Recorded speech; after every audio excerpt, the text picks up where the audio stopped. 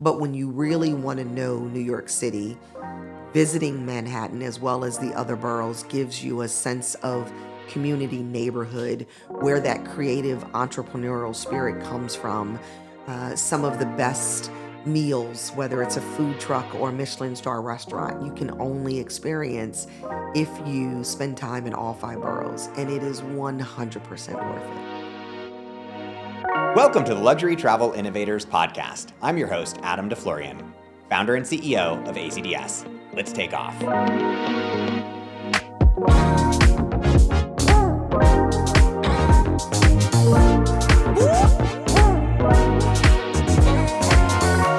Today I'm joined by Julie Coker, President and CEO of New York City Tourism and Conventions. Julie, thank you so much for joining me on Luxury Travel Innovators. Thank you for having me. Can you tell our listeners a little bit about your background and what brought you to NYC Tourism and Conventions? Sure. So I grew up in Wilmington, Delaware, so just outside of Philadelphia. And I decided probably in my junior year in high school that I was really interested in hospitality and tourism, although I didn't know that's really what it was. But I found myself at a restaurant as a server for my junior and senior year. And so went home and said to my mom, and she was like, don't even say it. You are. And what I mean by that was education in my family is extremely big. So my mom was very focused on, that's great. Now we need to find out how you get to go to school for that and what that looks like. So was fortunate enough to be a student at Johnson Wales University, hired by Hyatt Hotels right out of college, and had a 21-year amazing career with them in Ohio, but beautiful cities like Chicago. And then it also brought me to Philadelphia. And Philadelphia is where, after spending some time with Hyatt, had the opportunity to move into the destination marketing world. And so really leaned heavily into that and was able to do that in both Philadelphia and San Diego. And then had the amazing opportunity to come to the Mecca of all places, where travel and tourism is really front and center stage in such a vibrant city as New York City. So I love it. How do you say no? And so I've been here now for about 13 months. That's great. Now, the winter this year is a bit different than when you were in San Diego, I think. Just a touch. The winter in San Diego, it really involved a long sleeve Gap t-shirt. And just for kicks and giggles, you would throw on the Uggs more for fashion, not because you needed it, like you'd have on Uggs and shorts kind of thing. And so this year I'm Uggs because I need Uggs. So it's good though. I love it. I love it. So New York City's always been seen as iconic, but how do you define luxury in New York City today? Yeah, I really think what we're seeing in our research shows, and also what we're hearing from our visitors, is that luxury is really no longer defined by how much you can spend, but it's more about exclusive and personal experiences. And so that's something that we've definitely leaned into. We also feel like luxury is much more experiential, and I think we really saw that coming out of COVID, the need for people to do bucket list items, but really do it not just once a year, but multiple times a year. And so that has really helped us in defining our luxury strategy. Makes sense. Now, for folks that have been to New York City and continue to come back to New York City, what are some of the sort of newer luxury experiences or things that, you guys help support that bring them back? Yeah, I would say for us, really, luxury is no longer just defined by Manhattan. We have these amazing outer boroughs. And so having experience at, let's say, the One Hotel in Brooklyn, or, taking a ferry ride, and obviously you're the only one, I shouldn't even say ferry, I really should say ship.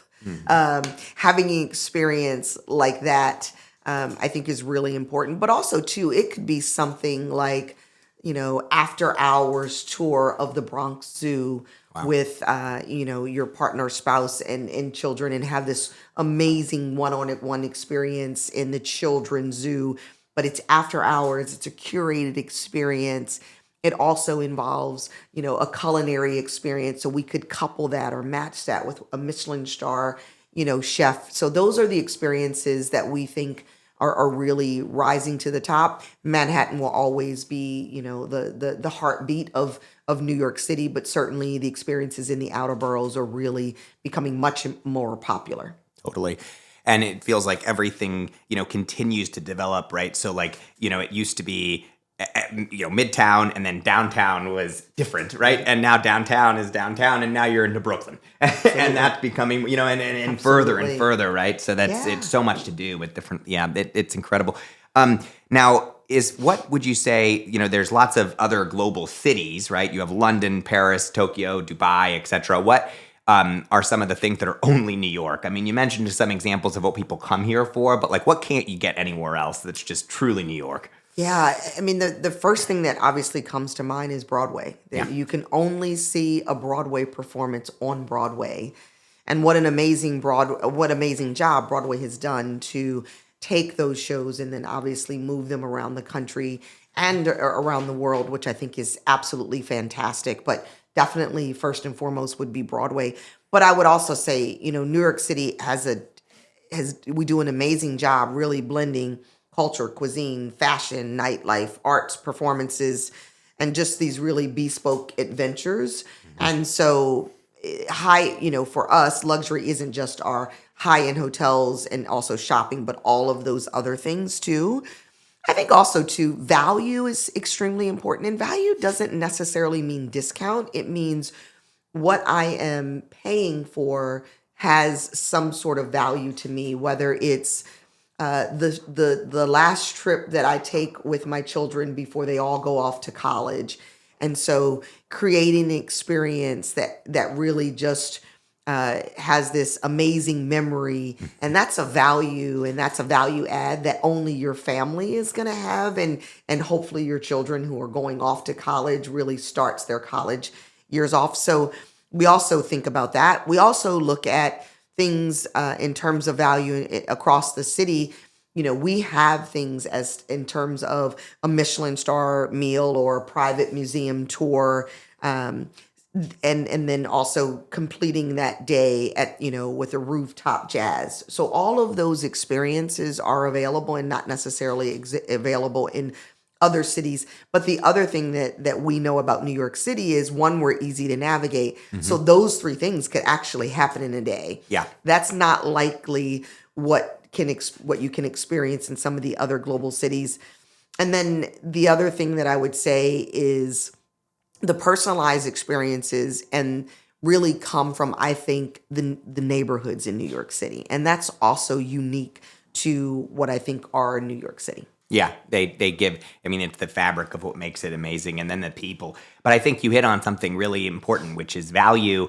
Brian Goldbrand's the CEO of Wynn Resorts, who opened my second season here of Luxury Travel Innovators, he mentioned, right, we're not the least expensive hotel in Las Vegas, but we're the best, right? And our guests expect value, and it's what they've added to continue to be the best versus take things away. Because, of course, like everywhere, costs go up, right? Costs continue to go up.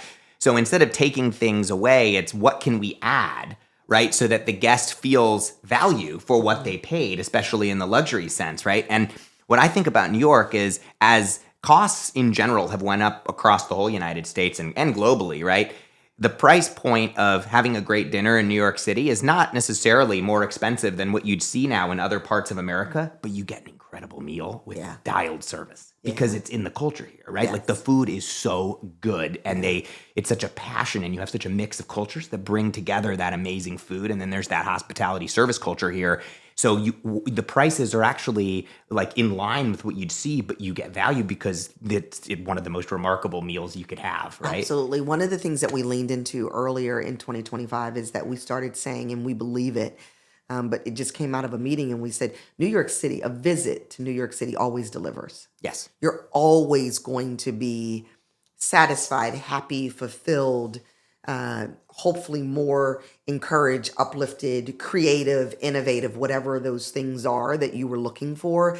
And obviously even some surprise and delight, because New York City delivers. And a lot of what you just described is really the DNA of New York City. We wake up every day to do it even better. Yeah. Everyone does. It doesn't matter if you're talking to someone who is, a bus driver, or whether you're talking to a librarian, or whether you're talking to an amazing food service worker in any of our amazing restaurants.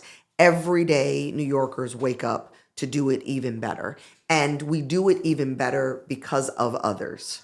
Yeah. So it just so happens that in obviously the travel and tourism space, we're focused very much on the visitor, but all of us wake up to do it even better for others because that's just how we're wired. That's just what we do. And now in the quality, I mean, like even just the arrival experience with all the renovations at the airports in New York City, with it, they've went from dated to extraordinary. The best clubs, the nicest, airy.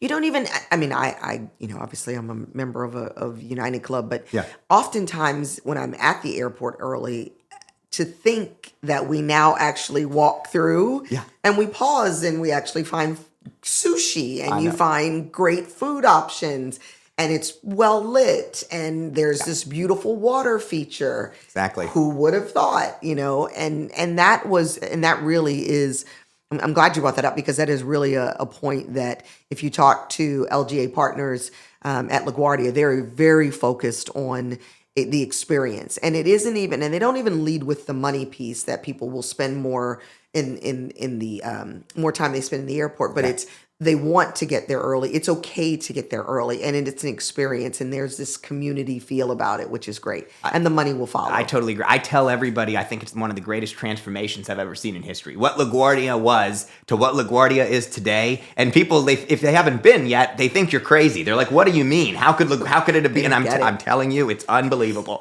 It's one of the greatest airports in the country now. I agree. And I'm also a fan of Newark Airport. Newark is great too. I fly out of there often, and I love that experience. Yeah. My bag comes out quickly, but I get a milkshake every time I go there. Oh yeah. There's always a warm cookie. I'm a fan of all of our airports, and I can't wait to see when JFK is finished. Yeah, when JFK is finished, that's going to be, especially if you're a Delta flyer, like I'm a United flyer like you, so I won't get JFK, but that will be phenomenal, I think. Right. So amazing. So the city's also seen a pretty, your background's hospitality, and there's been a pretty significant investment in luxury hotel openings and refurbishments. What are some of the, newer properties that have opened in the last, couple of years that you think have really sort of elevated hotels here even further? Yeah, I think what we're really excited about is that New York City still remains this top destination for high-spend travelers. And the good news is whether it's a first-time visit, and certainly we often have a number of return visitors, but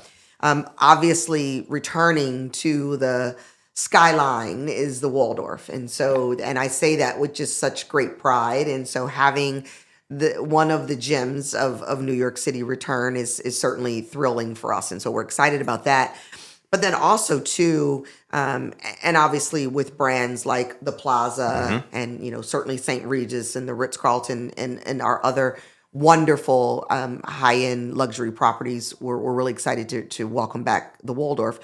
But then I would also turn our attention to really those hotels that I think are redefining the concept of luxury. So that I think of the One Hotel. There's a location at Central Park. There's also a location at the Brooklyn Bridge. They're very much focused on sustainability. You see that throughout that property. Wherever you go, whether it's their rooftop and certainly very seen in their rooms. They're very simplistic, but there's just this elegant tone to it that is really unmatched. I've had the pleasure of being at the Mon Hotel. Absolutely wonderful. I would say it's this approachable style to elegance and luxury. You feel like you belong there, and certainly you want to be there. And every thoughtful experience and personalization that you can think of, they do automatically, if you will. And certainly, at a property of that stature, there's also discretion that is shown for their visitors, which I think is extremely important. And then, of course, we have the Wall Street Hotel, which I absolutely love. It's probably one of my favorite places to have breakfast. Of course, I love all of my members, but they do have a wonderful breakfast there. And then, of course, the Fifth Avenue Hotel. Brooklyn, I really think, as we talk about locations outside of Manhattan, does a wonderful job. By the way, in case your listeners didn't know, Brooklyn, if it were its own city, it would be the third largest city. It would be New York City, LA, and then it would be Brooklyn, and then Chicago and so forth. So Brooklyn has really stepped up in a way in terms of helping to define the personalized service and just that understated elegance, which is, I think, a wonderful compliment to Manhattan. And that can really be seen in all of our boroughs. And low-rise buildings and Yeah. cobbles and Yeah. So what is the population of all the boroughs approximately? So New York City and all the boroughs is about 8.2 or 8.3 million people. Okay. Brooklyn is about 3.1 or 3.2. So if you took three boroughs and Manhattan, that would be 5 million.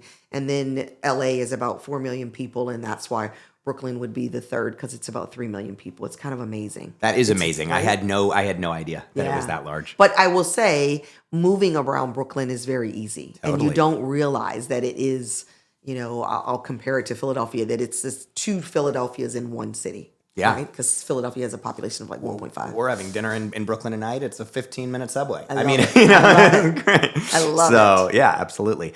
So I'm interested to hear about you worked with Hyatt for 20 plus years, and then you fell into destination marketing. What's the difference between, what was so interesting about moving from just hospitality and hotels into the full tourism aspect and destination? Yeah. Curious. Honestly, I still remember the speech in 2010 that I gave to my team at the Hyatt Penn's Landing, which is now a Hilton, when I said that I was resigning and I was joining Philadelphia's TVB. The thing that I said to them, I said, I am now going to be in a position where I am going to have a direct impact on the business that comes to Philadelphia that you will then benefit from. So the meetings, conventions, the leisure traveler, the international traveler, the destination marketing organizations touch, influence, and inspire to travel, our hotel community gets to benefit from. So as a general manager of a hotel and having, the bricks and mortar, was very much focused on how we grow that revenue. And now in a destination marketing organization, not only just the 1,600 member businesses, but we are bringing visitors to the destination that then have a financial impact on residents. Mm-hmm. So the $7.1 billion in taxes that our industry generates helps clear the snow in times like these. That's important. It is allowing infrastructure projects, filling potholes, helping to open up swimming pools that are free in the summer, supporting free libraries, supporting small businesses in all of the 5 boroughs. So for me to have the ability to have a role that has a larger footprint and a more global, local, state, regional impact on hospitality and tourism was just very exciting to me. And to do it in a city like New York City is just absolutely amazing. That's incredible. Now, for your visitors that come to New York City, what percentage are U.S. visitors approximately? I was just curious if you know this offhand, versus international, and what's the average length of stay for the two groups? Sure. So right now, last year, we're getting our final numbers, but we're looking at about 64.5 million visitors came. Okay. 20% of those 64 million are international visitors. Okay. What is key about those international visitors is that they account for 50% of the visitor spend. Yeah. So they are a huge driver. And obviously within that international market, there is a strong luxury affluent component that really drives that visitor spend. We know certainly in New York City and across the US that international visitors stay longer and spend more. Yeah. So they're here for the 4 and 5 days. Where we really focus on the international visitors and hence the luxury travelers or affluent travelers is because they're more apt to look for experiences off the beaten path. And that off the beaten path is in Manhattan, but then also the other four boroughs that we have the privilege of supporting. So there's numerous reasons why we really do focus on that. But obviously domestic visitation is the driver to New York City. Yeah. But really, when you talk about the spend, it's that international visitor. And that international visitor is very much propped up by that affluent traveler. And I'm sure that a lot of your neighboring states probably appreciate those international customers as well, or visitors, because they stay longer here in New York City, but they also, I'm sure, go and and continue to tour, right? So, Absolutely. And we partner very closely with the state we want to keep that revenue in New York State. Yeah. So once they've done, their visit here in New York City, we definitely want them to go upstate New York and really explore all that the state has to offer. Hudson Absolutely. Valley and everything else. And New so Jersey amazing. and Connecticut should also thank me too. Yeah, I would think they would. I'll pivot a little bit to technology. I'm sure here in New York, the travel advisor is still such an important part of the planning process and bringing, guests here to New York. But what are you seeing in terms of new technology that is, driving people here to New York City as well? Yeah, you're absolutely right with the travel advisor.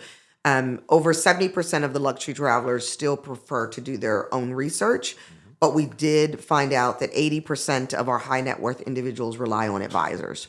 So we're still very focused on educating advisors, making sure that they know all of the great things that they can take advantage of and advise their customers on, their clients on when they're talking about travel. But really, from a technology standpoint, we really are.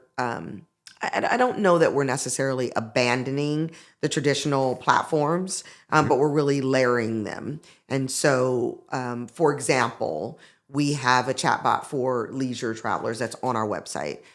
Luxury travelers really aren't finding their way to our website. But what that is doing is we're collecting the information from that chatbot, that is the questions that are being asked, the material that's being sought after, the content, if you will.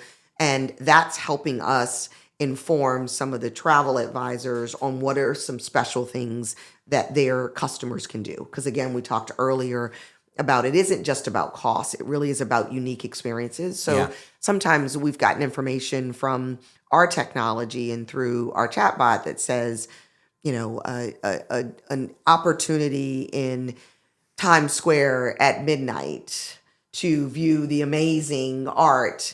And wouldn't it be great? And so we can take that information and say to a travel advisor, wouldn't it be great if there was a unique champagne toast? We can work with Times Square Alliance and others to create this meaningful experience where your client will feel like they're the only one there, when we know that there are hundreds of thousands around them.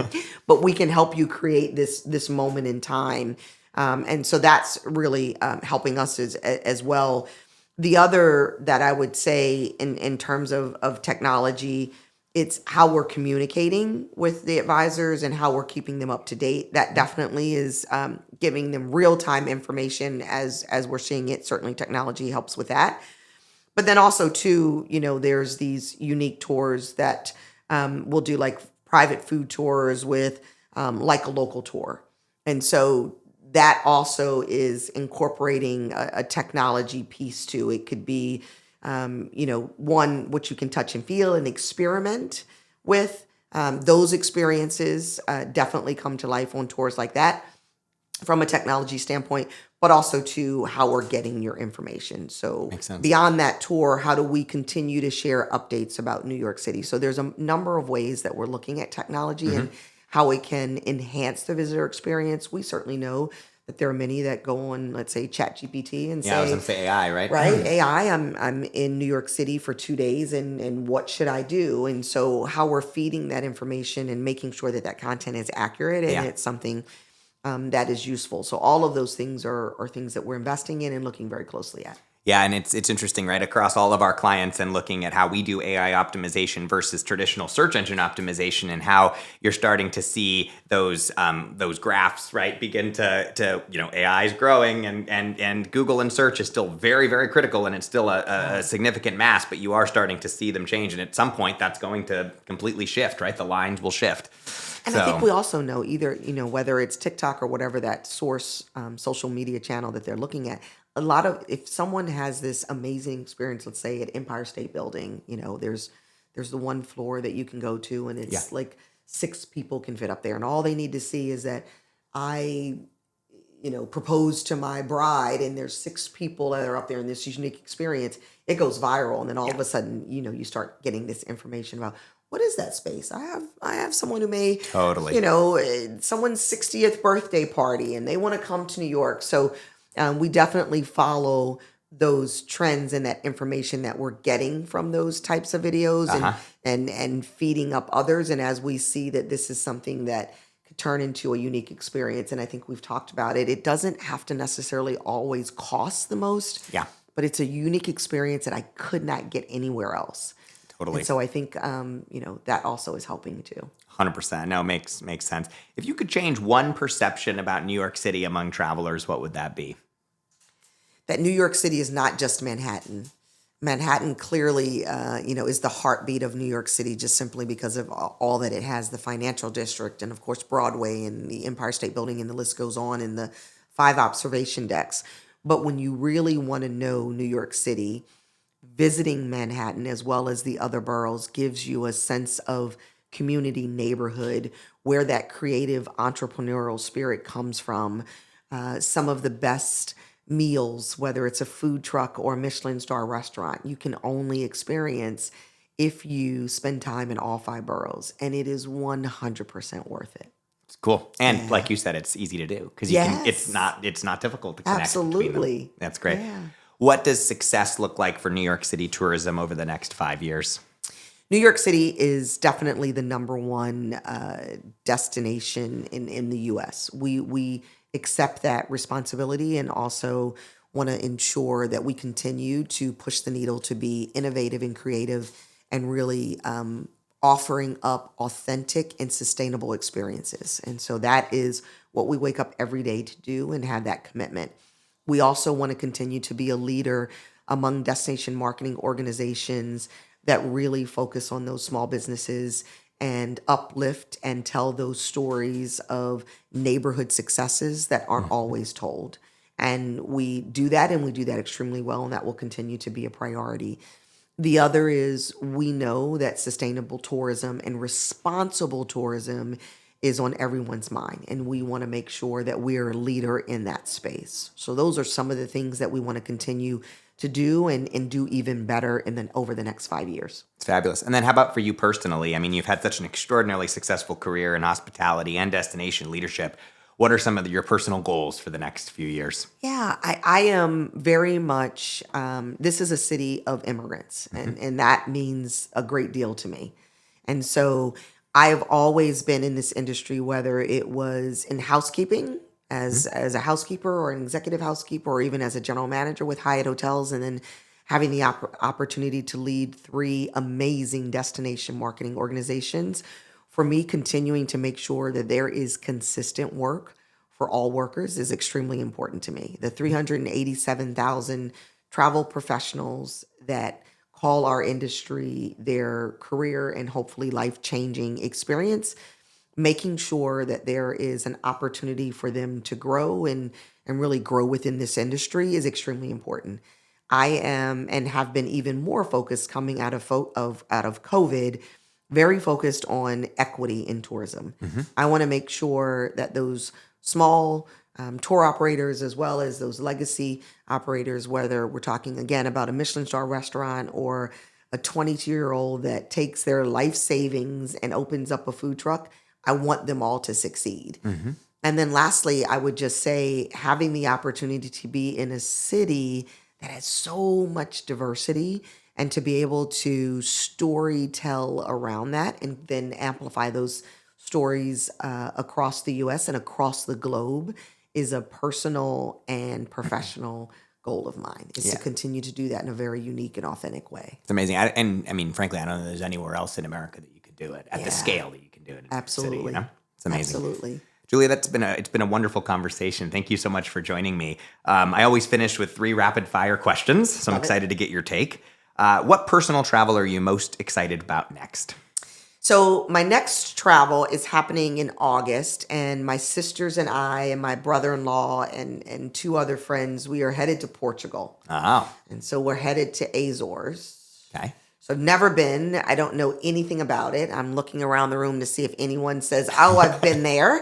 So I'm really excited to do some research and just to be a tourist in what I think is going to be an amazing trip. None of us have been to Portugal. Sounds incredible. So it's going to be great. Do you know the show Somebody Feed Phil on Netflix? Yes. He has a great Portugal episode you should definitely watch great. if you haven't seen before. Oh, I'm going to download it all, and I've already emailed Peter Greenberg and said, you got to give me some tips and so forth. So I'm excited. That's amazing. The show's all about innovation and moving forward, but for a moment, I like to look at the past because that's what shapes the future. What do you miss about the glamorous days of travel? Oh, wow. I think people took the time to make more of a human connection. Mm-hmm.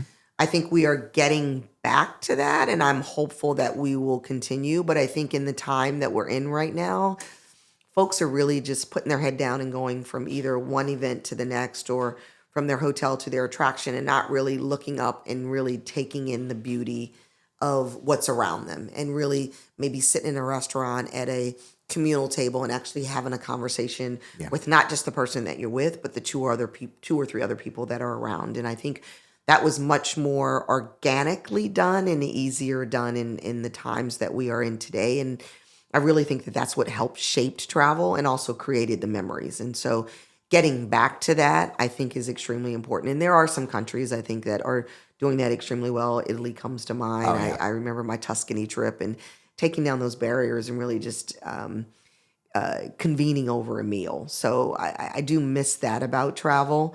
What I don't want to go back to is taking my shoes off. No. And 3-ounce liquid. So I hopefully continue to move forward with that. And the ease of travel has certainly gotten much better. The Italians, certainly I'm Italian, right? They do it very well. And they sit and you know, you think about like a ristretto and how small, how little amount of liquid that actually is and how long they can sit there and enjoy it, savor the moment. And you say something that's very interesting about it, which I've heard in the first season when I asked this question to many, many of guests, which is time, right? It all comes back down to time. But so often, especially in luxury, and you see this at so many luxury experiences, events, hotels, people are so concerned whether they're at the right place. They're on social, and instead of just putting the phone down, you're at the place you're at. Don't worry about whether you're in the right place or not. You're in the right place if you just take the time to breathe. You know? I agree. And people used to do that because the information wasn't fed on their, instantly. Yes, I completely agree. You know? Enjoy the moment that you're in. Enjoy the moment. If you weren't in the right place, there's nothing you can do about it now anyway. Yeah. Just enjoy the moment. Yes. And then innovation and moving forward, right? What innovation in travel doesn't exist today that you think is missing? And it doesn't have to be technology. My favorite was the Jan Arnold from Roccoforte said that the luggage racks in hotels are too small for international travelers, and his bag is always falling off of it.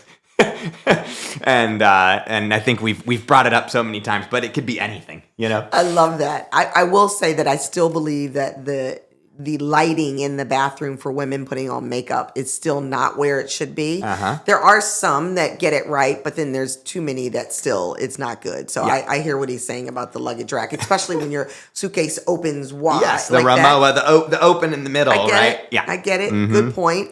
I think for me and just innovation technology is really, as we continue to evolve, is just that personalization. Yeah. And, I'm going to use Amazon. And Amazon, after you purchase an item, it's very good at saying, and you might like this and you might like that. And I think continuing to evolve that in a more authentic way. So that means that technology really getting to know me, getting to know my voice, getting to know my likes. I'm a big family person. I always travel with my sisters. So being able to serve up those opportunities, sister trips, and that really means something. It looks like, the last 5 years you guys did X, Y, Z, and here's another thing that you might want to try that's in line. I think that'll be, I just want to enjoy the moment, and I don't want, technology I want it to enhance, but I don't want it to take over. So I still like that human connection. I still like going to the front desk and seeing a front desk clerk that's checking me in. I still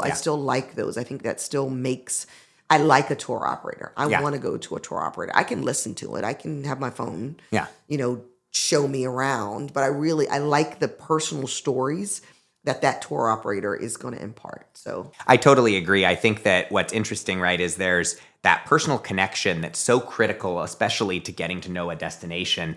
And then understanding how we can personalize better, because at the end of the day, it's funny, right? You bring up Amazon. They only know one aspect of your life, which is what you buy on Amazon. And they do it so well with just one piece of your life. in travel, we have 10x the information. Yes. We know your children's ages, or we should, but we don't.